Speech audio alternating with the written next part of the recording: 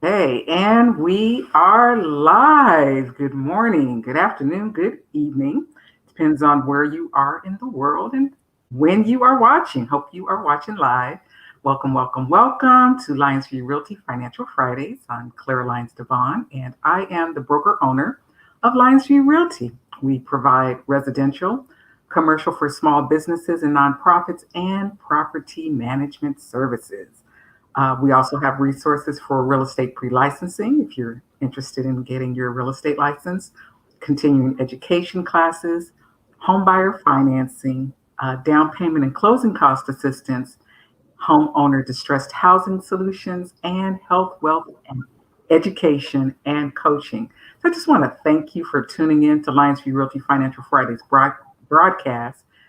Please subscribe to our Facebook and YouTube channel and definitely like and share this broadcast with others. You can find additional Lyonsview Realty Financial Fridays content on our Facebook and YouTube channels. And you can get connected with our team at bit.ly/Lionsview Lifestyle. As you know, Lyonsview Realty, we're committed to ensuring that you have the resources, the information, and the tips to assist you in making the best financial decisions. And we want to maximize your wealth building power now and in the future.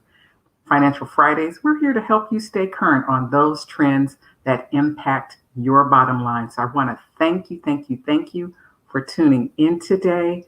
We are we are okay. Got your camera back. We are going to be talking about this is the third and final segment of the series, The Offer. And for those of you who tuned into the previous broadcast, you can catch those on YouTube. In the first part of the series, we talked about the three things that the seller is looking at when they review your offer: the price, the financing, and the terms. And we determined that price isn't always the most important things. The type of financing that you're using and the terms that you're offering the seller are also important. In another broadcast, we talked about the 7 items that you need to provide your real estate professional to present your offer. And this is really, really important because sometimes, you get so excited. You're like, oh my God, put an offer in on that property for me. Yes, yes, yes, I want it. And you don't give your agent all the information they need to present your offer. And those things included the property address because, we're looking at multiple properties. It's a seller's market. And they need to know which property you want to make that offer on. Of course, what price you want to offer. You may want to offer a different price on this property than you did on the last property. So that's important. How much you're putting down for your earnest money deposit, the type of financing that you're going to be using, how much down payment money you're going to put on that property, the terms that you are going to use, anything that's going to add or take away from that contract if you need a seller assist, if you want that jacuzzi that's in the backyard, those types of things, and your close date. And today we're going to be talking about the very, very most important thing of your offer document, which is your mortgage letter. That pre-qualification versus a pre-approval. We're going to talk a little bit about that. And today I have a wonderful gentleman and possibly a wonderful lady who will also be joining us, but we'll see, to talk about the mortgage letter. So I'd like to welcome Mr. Antron Daly of Annie Mac Mortgage. Good morning, good morning, good morning. Good morning, Clara. How are you today? I am wonderful. Thank you. Great, great. Yes, yes, yes. So, Antron, tell us a little bit about yourself. I'm going to just modify your name here while you're talking. You're with Annie Mac Mortgage, correct? Yes, sir. Yes, ma'am. Okay. A little bit about me. I am Antron Daly. I'm with Annie Mac Home Mortgage. I have been in the mortgage industry over 25 years. I pretty much specialize in rehab loans. I do quite a few of those. So if there's ever any questions about those, I do quite a few of those. Everything else is pretty simple for me. So Antron Daly, Annie Mac Home Mortgage. Awesome. Awesome. And we also have Miss Archibald. Welcome, welcome, welcome from Wells Fargo. I think your mic is off, Nicole. Yes. Sorry about that. Okay. Good morning. Awesome. If you could introduce yourself and tell us what agency you're from. So I am Nicole. I'm a Wells Fargo lender. So I help people get residential loans, and I specialize in first-time home buyers and especially cash out refinances. Awesome, awesome, awesome. So I want to welcome you both today. And we've been in this series on what to present in the offer. And we're at the final stage of the series, which is the most important document, which is the mortgage letter. The mortgage letter. And we really want, as real estate professionals, we want a mortgage pre-approval. Which is, as you know, when the lender reviews the finances, determine how much you're qualified to borrow. So a lot of times people don't understand the difference between a pre-qualification and a pre-approval document. Would one of you like to address that as a starting point? So basically, when you're pre-qualified and pre-approved, they're two different things. So basically, when you're pre-qualified, that means you went and spoke to a professional about your financial situation, about your financial picture, and they gave you some rough estimates on what you will qualify for based off of what you told that individual. So it's like me coming to Antron saying, "Hey, Antron, I think my credit score is, a 680, and I pay about $2,000 a month in bills, and I make $8,000 a month in income. What do you think I'll qualify for?" So that would be basically what your pre-qualification looks like. Once you do a pre-approval, that means your lending professional actually took a look at your documentation and verified your income, verified your assets, calculated your income properly, and also ran a copy of your credit report and took a look and made sure that there was nothing in there that would hinder you from getting approved. So once you get that, then you have your pre-approval. So that's going to definitely stand stronger in an offer than a pre-qualification, if that makes sense. So it just, lets the buyer and your realtor know that, hey, this person actually took that second step. They provided documents. They're a little bit more serious about getting this loan. And you can safely assume they're going to get approved based off of the criteria that's provided in that pre-qualification letter. Gotcha. So, Antron, is there anything else that Wells Fargo do that's differently between the pre-qualification and the pre-approval process? No, it's pretty much the same, but I don't give a pre-qual unless I've run the credit report.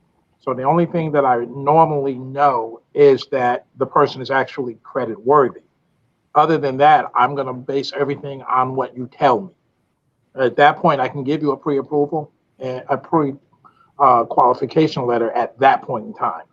But as Nicole said, for a pre-approval, you actually have to present documentation to us so that we can actually say this, what you're telling me lines up with what we have as far as the information you presented.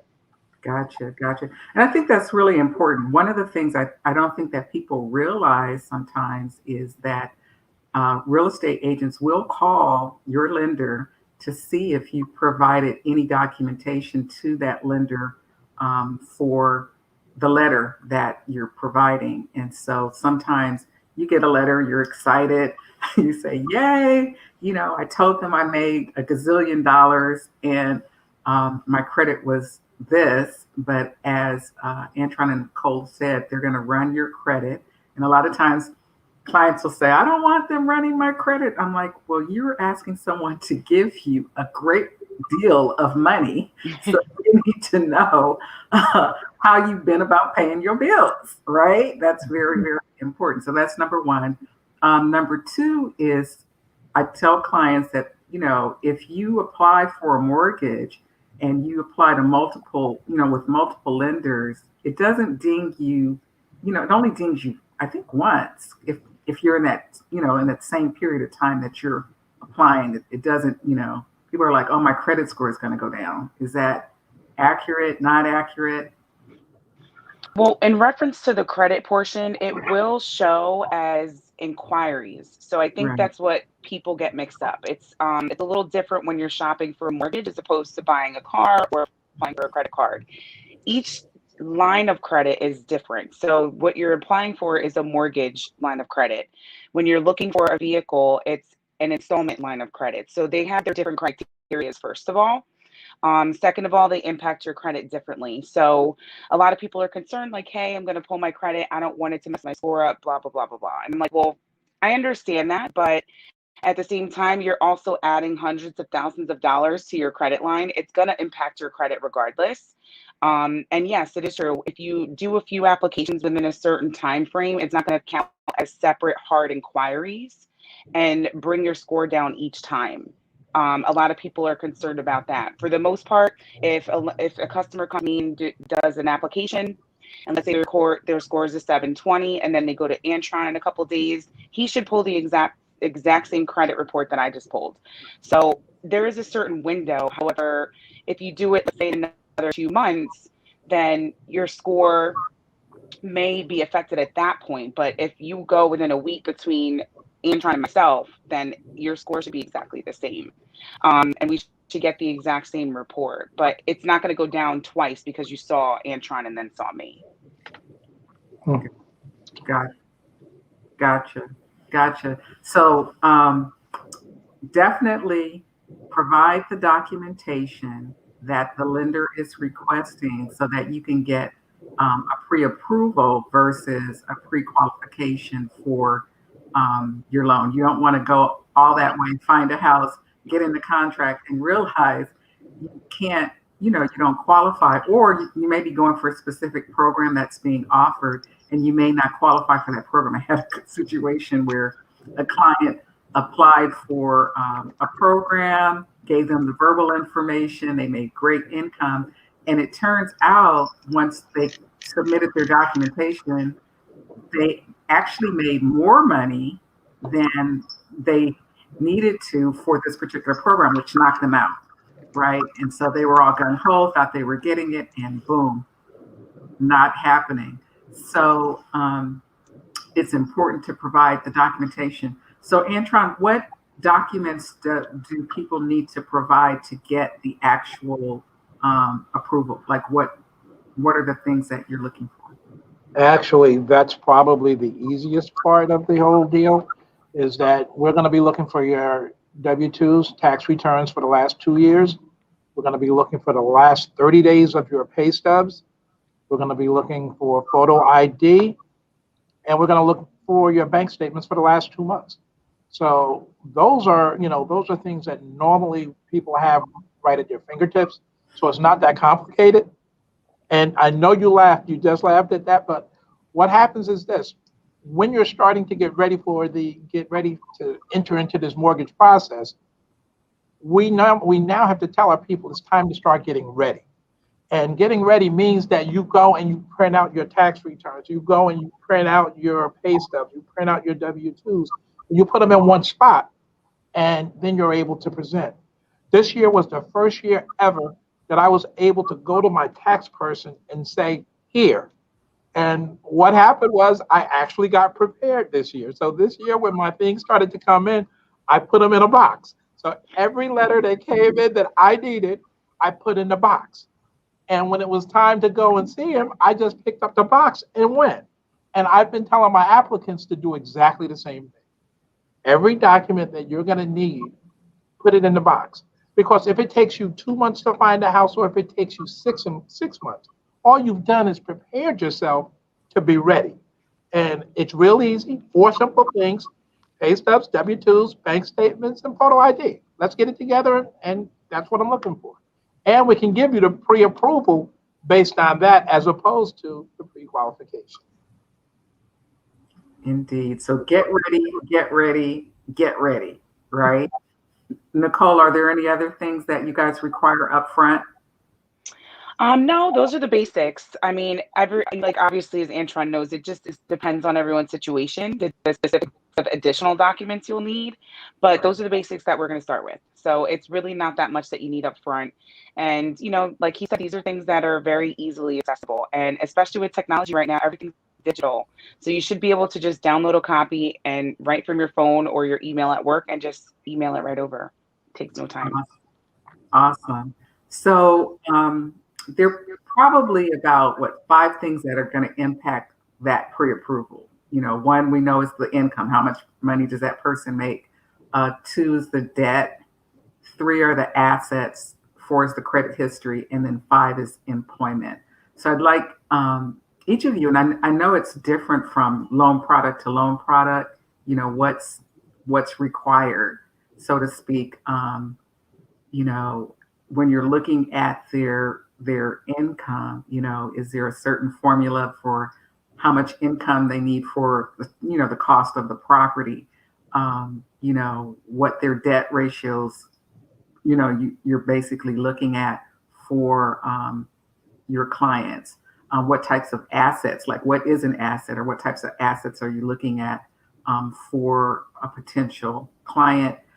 Credit scores, what's the minimum credit score that your agency would accept to be able to do a loan? And then employment, how long does a person need to be employed? And how do you count, the different types of employments or different types of incomes for property? So I know that's a lot. So, you can pick a particular area. I was gonna say, that's a loaded question, Clara. I know. Income, well, we'll start with income.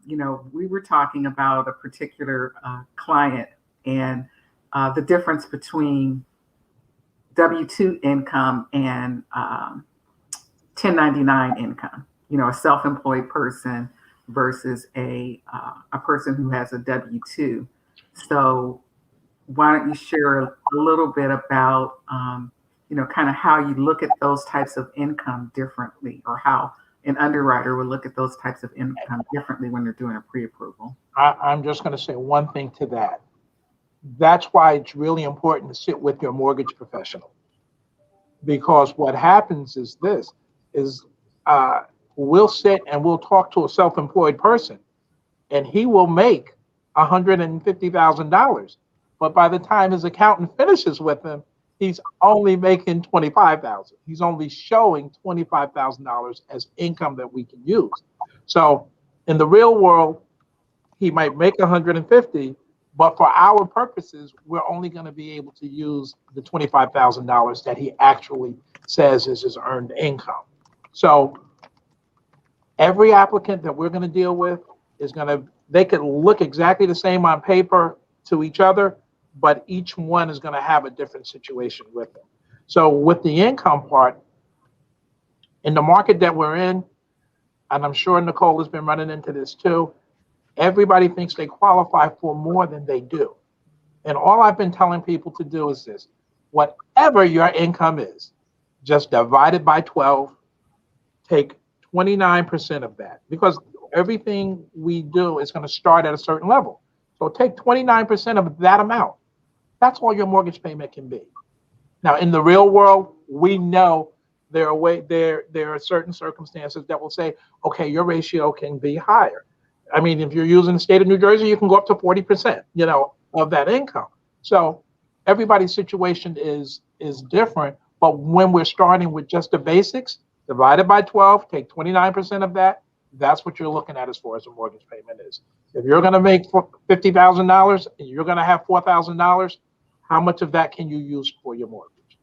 Okay. And sometimes we have to make sure that our applicants understand that these are the basic guidelines that we all have to follow, and this is the way it works. So on the front side of it, rule of thumb is 29. On the back side of it, that means including debt, it's going to be 41%. And then you talk to your mortgage professional, and maybe we can show you ways to extend it or expand it. Nicole, on the income piece between the self-employed and the W-2 employed, do you have anything to add? I was just going to say, you kind of hit the nail on the head with that, Antron, especially when we're dealing with first-time home buyers or, people who maybe make commission. That's another issue that we run into, and people who make overtime income. Those things are separate than what you actually make, so we have to calculate it a little bit differently. And it's hard when we have to reset expectations with people and they're expecting to buy a $400,000 house in a neighborhood that the average home purchase price is 300,000 and they only qualify for 200. So sometimes that's a little difficult. It makes it tough. It's a little discouraging. And our job is to make sure that we are realistic with our buyers and we just put that into perspective. Like, we don't want you to go into a house and be house poor. So there's a reason why we have this set up this way. It's not to hurt your feelings. It's not to make you feel bad. It's so that you can afford to pay this house back over time. And you also have to consider other factors that most people don't consider up front. Like, what if you lose your job? Some of your income comes down. What are you going to do then? What if it's a single income household? There's a number of things that we're considering that the buyer isn't, because they're excited to buy a home, and we understand that. But we still have to consider those factors. And I think that's probably the toughest part of the job, is saying, I'm so sorry, but you can only qualify for 150. I know you wanted 275. You know what I mean? Like, having that conversation is a little tough, but sometimes it's rewarding because those people think they can't get a home, and then they end up finding their dream home on the first or second try in a normal world.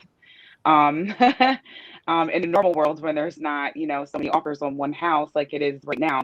But it's definitely nice to see the end result after all the hard work is put in.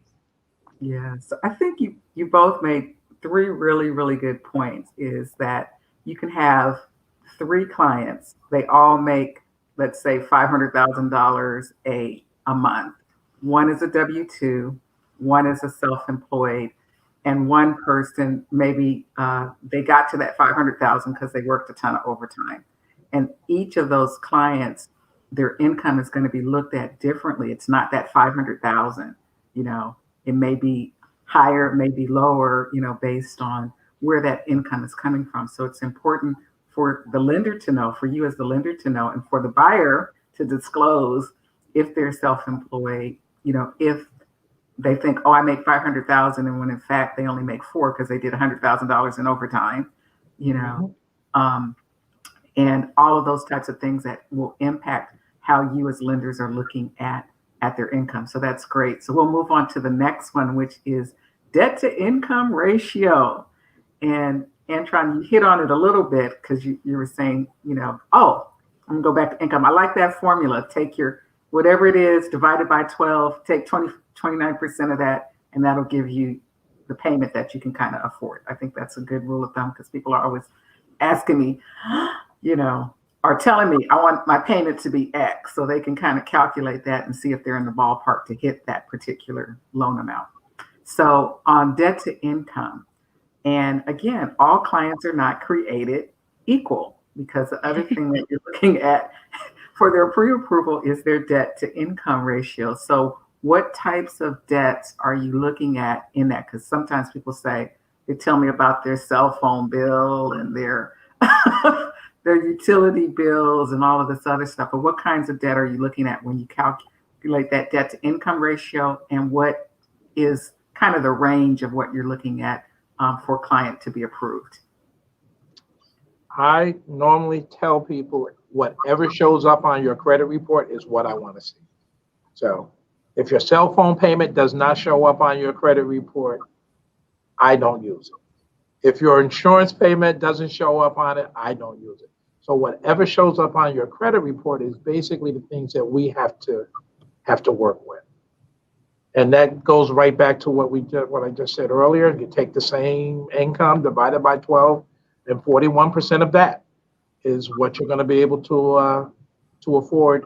Mortgage plus that, plus your debt that you're carrying, should be in the 41% range of total income. And again, you can always go a little bit higher. You might be able to stretch those ratios a little bit. But again, you need to sit with somebody who actually understands what they're talking about and what they're seeing when they're doing it. Indeed. Yeah, I was going to say, I agree with Antron, because a lot of times, I know it's frustrating for most realtors, and deals fall apart for whatever reason. And the main reason, and I know that you could probably attest to this, that a deal will fall apart is because income is calculated improperly.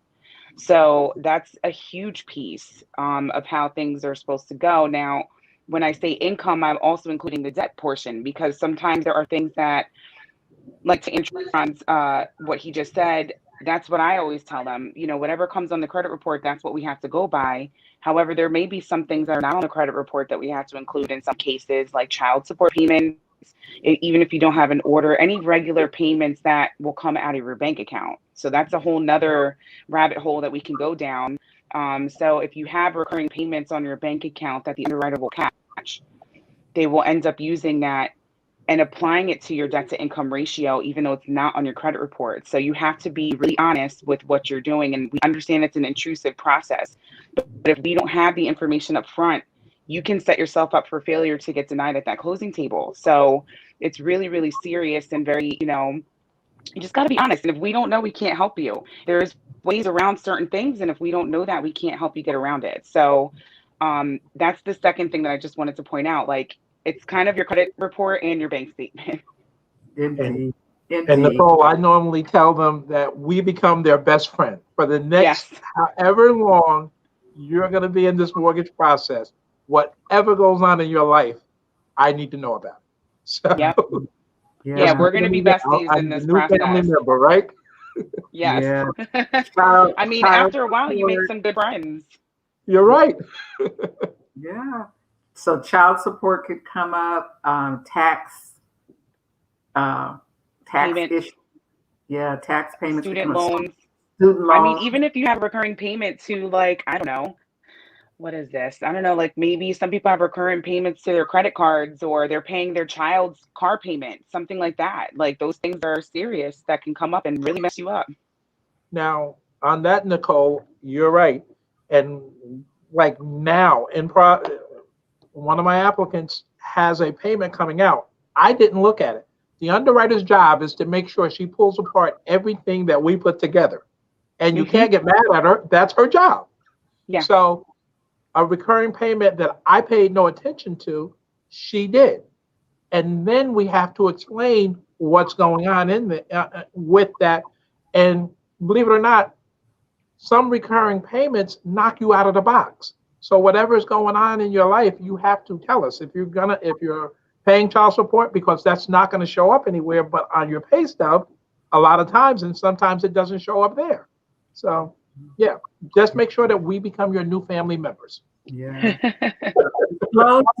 Disclose. Another one that came up for a client was I guess alimony. They were divorced, and they were counting part of their $500,000 of income was money that they were receiving from a spouse. But the underwriter requested documents, the divorce decree documents, and people are like, "Why do you need that?" And I'm like, it's normal for them to request those documents that said, okay, well, that money is going to end after a certain period of time. It's not ongoing. So just like money that you get for a long period of time can be counted, money that's going to be there for a short period of time, like overtime or spousal payments, those get factored into the mix too. So it's really important to disclose to your besties, your lender, that anything that you know about, and they can kind of guide you through that process of, this could potentially come up or not, and this could potentially impact, what you'll be able to qualify for. And on that note, with child support, we have to understand that the child support has to be able to be continuous for the next 3 years. So if your child is 16 years old, even if the parent has to pay when they go to college, they have to continue paying. Technically, we stop at 18. So if you're at 16 and you're looking at child support and your child is going to go to college, it really doesn't matter. I cannot use the income from the 16-year-old. Now you're 14 and you're 15, yes, I can use that, but the 16 we can't use. Unless your order specifically states until they're 21 or something, I think it is, because it normally starts at 18. As a matter of fact, I had a similar situation too, because in the state of New York, the continuance is until 21, it's presumed. So it was a huge battle. I was fighting for this income, but the order didn't state it. So they were making, assumptions because now the underwriter's like, well, they could get married at 18. They can go into the military. They can move out. A number of things can happen, but, right after they turn 18 before they're 21. And my argument was, well, they could get married at the age of 15 if they wanted with consent of the parent. We're assuming things that we don't understand at this point, but the state law says what it says. And they're like, well, that order doesn't. So until we get a new order, we cannot use it because the child was 15 and a half. 15 and a half. Yeah, so I'm literally fighting for 6 months. You know what I mean? Over a 6-month difference, it's that serious. So make sure you have all of your documentation. That's all I would like to say. Yes, and it's all of the income, all of those things, Yep. finance that touch your life. Discuss those with your lender. It's better to address it up front. Get some feedback than to hide it under the pillow and then hope that it doesn't come up later. So It will. It will come out. Yes, it comes out. It comes And that's out. what I tell my clients. I'm like, listen, it's almost like working with a parent, like if you're a kid and you did something and you don't tell me and I can't come save you from your mom, like you have to tell me what's going on so I can at least cover your story up, That's kind of how I tell them, to make a joke, but that's basically what it is. We need to know. Yeah. And to, figure out the best way to maneuver through Yes. whatever you've got going on financially. So we've talked about income. We've talked about debt. I think I heard for Annie Mac, it's 41% debt to income is probably the minimum. What is it for Wells Fargo, Nicole? I would say it's roughly around there, depending on the loan type. They usually start around 43%, and you can go up to 50% in some cases. So it just depends on the loan type. Gotcha. Now, this assets thing, I'm not quite sure what that means. What types of assets are you guys looking at? Oh, all of them. Yeah. Every single thing you got. Okay. Every piece of penny you have, we want to see where it is. I mean, even if you're not using it, you can just have it there in reserve to make you look prettier. You know what I mean? Like the more money you have available, the less of a risk you are. That's basically how it boils down, I think. So And like in certain cases, because you have the assets, what we call reserves, because you have the reserves sitting there, you might get approved as opposed to not having the reserves. So Right. sometimes when you're right there, you want to make sure that you, as Nicole just said, you want to make sure that they understand that you're a model citizen and that, yes, I am able to take care of these things. And if something happens, I still have these reserves here. And I have the ability to save funds too, because most of the things that we do, we're going to run through a system, and the system is going to come back and tell us whether or not we can use the program. And what goes into it and everything that we put into it has to be documented. So if you're telling me you have $5,000, I need to see the $5,000. Your $5,000 cannot show up on Tuesday and you give me the statement. So, oh my God, I love that you just said that. So we have to say that again. It has to Please. be in your account. We call it seasoning. Yes, every dollar in your account that we're going to use has to have a name on it. It has to say this dollar came from here. If you can't tell us that dollar came from there, we can't use that dollar. So everything that pops up. So your parents can always give you a gift. Your children can always give you a gift. But your child has to have a bank statement that says this $1,000 came out of this account and went into this account. If your child cannot say that, then we run into a problem verifying that asset. So if your assets have been in the bank for 3 months, I normally have been asking for 3 months of bank statements. Even though I only need 2, you give me 3 months of bank statements so that we can actually look at the activity that's going on, because we have to see what's going on. And if you just put $20,000 into the account, we have to be able to document it, and it has to be able to come from a source that can give you a gift. Not everybody can give you a gift. Indeed. So the money that you get as a gift, at least it has to be sitting in your account for at least 3 months. If you're using, say, a 401k or the higher reserves, savings that you have, that kind of helps you in terms of your approval because they know you have some money to fall back on if things get a little tough. Anything else? Just one correction. The Mhm. gift money can show up on Tuesday. The person who gave you the gift has to give us a 30-day period prior to. So Okay. they're going to have to get a printout for the previous 30 days to see where the funds were. So if they had the funds in their account for 30 days, we're fine. And you can show it going into your account. We're good with that. Okay. Okay. Anything else you want to add on assets, Nicole, before we move on to credit history? No, I mean, I think you pretty much covered it. Just make sure your money's there. We can't go on, I'm getting my tax return in 3 weeks. That money's not there, so we can't use it, honey. I need it to be in the account first. Yes. Oh my God, that Because we comes up get that a lot. Yeah, especially like January, February. My tax money will be here and I'm gonna save, 3 paychecks before closing. It's like, well, my underwriter can't approve assumed money. What if something comes up and that money doesn't make it to your account? We can't do that. So whatever you have physically in your account is all we can use. Because back in the day, and I'm sure you know, people were saying they had money that wasn't there, and then come to closing, and there's no funds for closing. So that's why that law has changed. Unfortunately, when you have a couple bad apples, it changes the game. So you need to have everything up front now. She's indeed, right. indeed. That's a biggie. That is such a biggie. So I tell people you need to have the money in the bank in Yes. advance that you've saved and put it away and be able to show it. So credit history. What's a typical credit score? Kind of the minimum and the range that you're looking at for a pre-approval. Well, I Well, think it depends on the lender, right? Because yours might be different than mine, and etc. yeah. I mean, we can actually do 580 as a credit score. But my applicants, I asked them why. Why would you want to do 580? Why wouldn't you take the time to say in 3 months you can raise this score to 620? You know, all you have to do a lot of times is sometimes pay down some of your debt. Sometimes you have to clean up some of your debt. Sometimes you have to talk to a professional.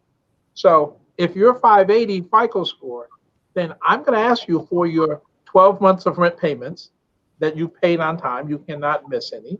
You have to be able to document it. I'm going to ask you for reserve funds that you wouldn't have to have if your score was 620. So yes, you can do that, and your fees are going to be a little bit more because of that 580. So why not deal with a mortgage professional? And that's why you're when you say get pre-approved, you just need to understand where you're starting at so that at the end of the day, you'll know where you're going to be able to get to. So a lot of times, and I'm quite sure Nicole gets it too, people call up and they tell you, I'm ready to buy, I have great credit, I'm ready to go. You pull the credit report, and yes, you have great credit, but you just got hit with, this collection account just popped on your credit report, or your daughter's credit, the credit card you gave your daughter, she did not pay. So now those two things hit, and now your score has dropped 100 points. So you need to understand exactly what's going on in your financial world so that you'll be ready to do this. And a lot of times people will come to us and they'll say that Credit Karma says their score is 680. And we'll pull the mortgage, we'll pull the credit report, and it's 609. You know what I'm saying? And Yeah. nothing bad against Credit Karma because they have a great service. If you actually look into some of the things they do for you, it's great. But they're going to use a different algorithm than the mortgage companies are going to be using when it comes to getting your credit score. And I think that's important for people to understand that the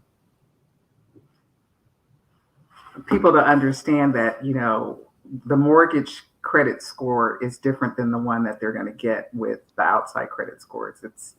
It's a little bit, they see more information than those two. Yeah, and that's kind of to my point what I was explaining earlier, like when you go to apply for a vehicle loan, it's a different type of score than what I'm going to get as a mortgage lender. So what he was explaining, Antron, about Credit Karma, for example, I say that to my customers all the time. Check there first. Get an idea of where you think your score is. And from there, we can have an idea what your score really is, because we know what the numbers look like.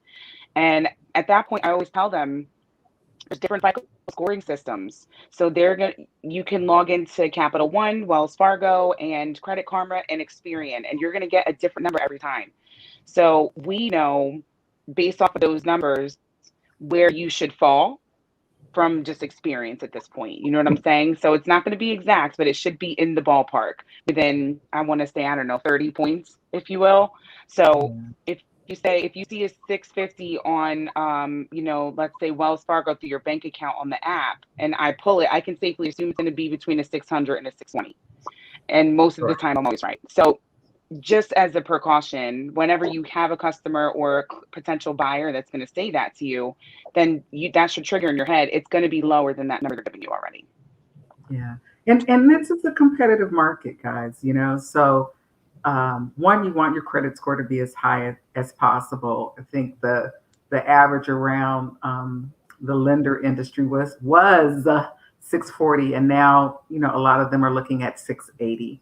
So if your score is under 680, and people are working with clients, you need to up your game to be more approval ready. So if I've got a gazillion dollars to lend out, right? And I can lend out to, I have applicants who have better credit worthiness, I may not be as lenient on some other issues if your credit score is lower, because that's saying you haven't been paying your obligations on time somewhere in life. You've had some hits and some dings. So that's an area that buyers really need to work on and take very seriously so that they can get the strongest chance of approval of their mortgage documents. We're going to move on to employment. How long do people need to be employed on their current job? This comes up a lot too, because folks are job hopping or they're going to another job. Like, speak a little bit about the minimum amount of time that they need to be at a particular place of employment, and if they change jobs, what some of the criteria are that help them and hurt them. Well, I'm telling everybody I need to go back. I just need a 2-year work history of what you've done in the last 2 years. And as long as we can say that you've been working for those 2 years, we're normally going to be fine. But I lost a loan because of this. I had an applicant who for the last 3 years basically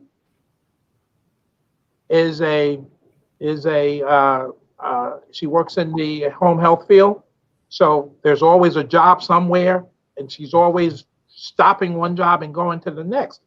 I seriously had 4 years of continuous employment, but we couldn't do the loan because the underwriter said she didn't have job stability. So when you're, you can in your head, I always have a job, but why are you jumping from job to job? And suppose you decide that you're going to leave this job tomorrow and not get another job. And those things work out. So normally right now, I say that it's 2 years, but within that 2 years, everybody's situation is a little bit different. We have to look at it each case individually to see how it works out. But with the millennials now, a lot of times they will stay at a job for a year and move on to the next. That doesn't appear to be a problem. I don't know, Nicole, you're in the same boat, or? Yes, we're all in the same boat with that. Okay. One thing I was going to say to that too, I think it depends on the type of employment, because I know especially around December, in the winter months, we have like a lot of contract workers or union workers that every year they collect unemployment because their jobs, they're seasonal in a sense, and they may be down from December to like February, and they collect every year for those 2 months. So if that's standard practice in your job, that's a little bit different, but usually it's 2-year work history, and it has to be stable work history. And it should be 2 years of an employment type. So for example, you want to have 2 years of W-2 employment as opposed to 1 year of W-2 and 1 year 1099. If you do that, you're kind of stuck. And then also I've had people get approved if you're a student and come out of college with a job. So Right. it really does depend on your situation. Students are looked at a little bit differently. Obviously, you haven't had a job, you were a student. So at that point, we're asking for transcripts and things like that, and your tuitions and stuff like that. So, and it depends on your field. So I've had a customer get approved her first job out of college, and she was a nurse. So to your point, Antron, it just depends on everyone's scenario. Yeah, this is really good because I think people think I've been working. So, Mhm. income is income, but all income, just like, all employment, just like all income is not created equal. And, you need to look at, do you have the 2 years continuous employment? Is it in the same line of work, or did you change from, being a belly dancer to a brain surgeon, So, And they might ask why you did that. So, well, oh, so one thing I wanted to point out too is that sometimes if you have a decline in your income over that period, so even though you've had your job for a long time, and a lot of people, especially with COVID, it happened. They took a hit on their income because of their job and their job type. A lot of, I guess, hospitality workers, they lost That's it. income, so that reduced your actual income that you made because they'll take an average of it. So you really have to be careful. So don't become a brain surgeon and leave belly dancing if you can. and teachers, because teachers work what, so many months out of 10 the year? months. Hmm. 10 months. Do you average it for the year? How do you do teachers? I think it depends on their contract. Some of them get paid all year, and some of them only get paid for the school year, and then some of them get summer jobs. So it just depends. Okay. Okay. This is good.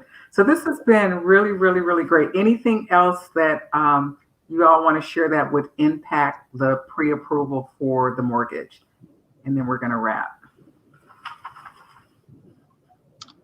I would say if you're thinking about buying a house, make sure you speak to a mortgage professional so that you can get the information that you need.